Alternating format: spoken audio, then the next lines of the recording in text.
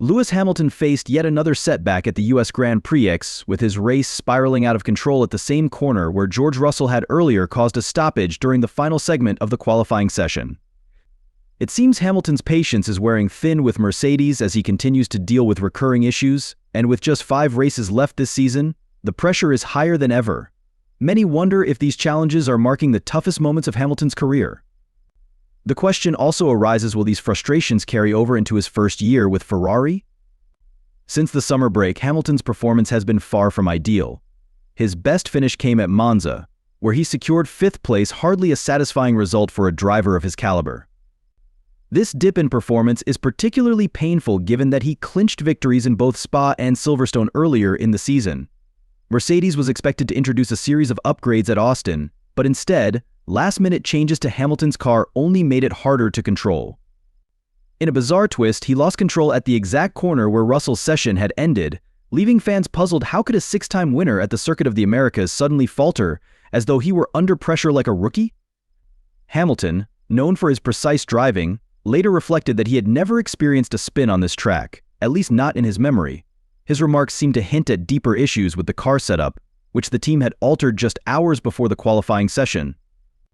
Unfortunately, these adjustments backfired, leaving Hamilton in a difficult spot as he exited Q1 and started the race from 17th position. Hamilton expressed his frustration but remained reflective when discussing the race's early stages. "I had a great launch," he said. "I managed to dive inside and climb up to 12th by the second lap." At that point, Hamilton explained, he wasn't driving flat out or pushing his car too hard, just managing the tires carefully.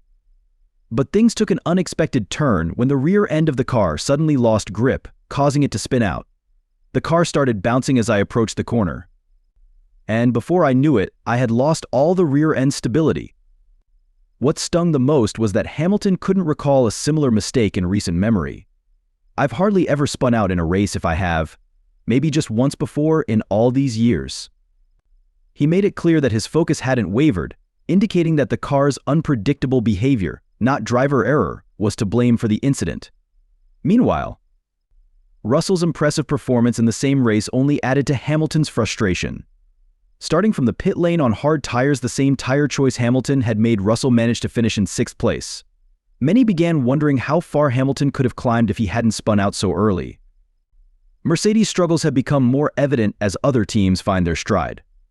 With Ferrari now delivering solid performances, Red Bull maintaining their dominance, and McLaren surging ahead, Mercedes seems to be stuck chasing answers. Their inability to fully understand and implement the new regulations continues to hurt them, making Hamilton's tenure with the team feel more strained than ever. Adding to the disappointment, team principal Toto Wolff admitted there was little Mercedes could have done to prevent Hamilton's spin. It wasn't down to driver error, Wolff stated, but rather the way the car was assembled before the sprint race. Hamilton had reported strange clicking sounds from the front of the car during the practice sessions, which raised concerns. Those noises, Hamilton suspected, hinted at an issue with the suspension, which could have worsened his performance throughout the weekend. Mercedes had to make several changes to Hamilton's car setup leading into the race, which didn't seem to help matters. By the time qualifying began, Hamilton was still struggling to find stability on the track. His frustration only grew after hearing that Russell's car, which was equipped with the older Singapore spec, seemed much more competitive. Even more upsetting was the fact that Hamilton himself offered to transfer parts from his car to Russell's after his teammates' crash in qualifying, yet the team declined. This refusal hinted that Mercedes might have more faith in the outdated configuration than the upgrades they rolled out in Austin. Despite Wolff's reassurances that the upgrades weren't fundamentally flawed, it was clear that the team had failed to extract their potential. The tension within Mercedes had become increasingly evident, especially with rumors swirling about key engineers and high-profile staff leaving the team. For Hamilton, these frustrations likely run deeper than just mechanical issues. His trust in both the engineers and even his longtime race engineer, Bono, seemed to be deteriorating. Hamilton's trust issues within the team appeared to worsen, especially after he officially announced his future move to Ferrari. It seemed Mercedes wasn't giving his car the same level of attention, leaving him to feel sidelined in what was once a team built around his immense talent. Whether Mercedes felt betrayed by his decision to leave is unclear, but manifesting those feelings on track through poor car setups was the last thing Hamilton had expected, particularly after all he had contributed to the team's success over the years. When reflecting on the Austin incident, Wolff emphasized that the spin was not Hamilton's fault. "From where I sit, it's 100% clear this wasn't on Lewis," Wolff explained.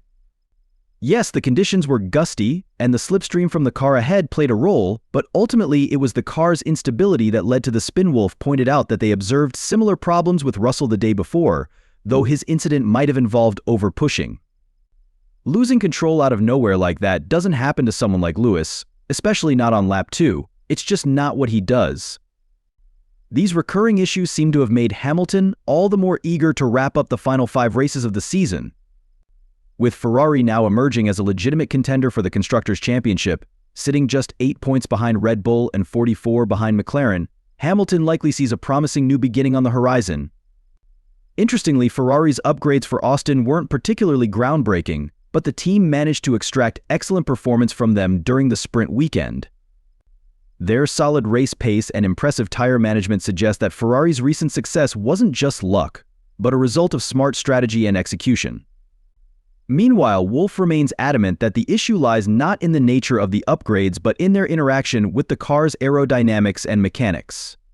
"We're confident that the upgrade package isn't fundamentally flawed," Wolff explained, "but it's about understanding how the aerodynamic elements and mechanical systems are working together. Despite these challenges, Mercedes intends to continue using the new setup in Mexico, believing that abandoning it would mean leaving valuable performance on the table. We need to stay open-minded," Wolff added. "There's a lot of untapped potential here, but it's all about unlocking it efficiently."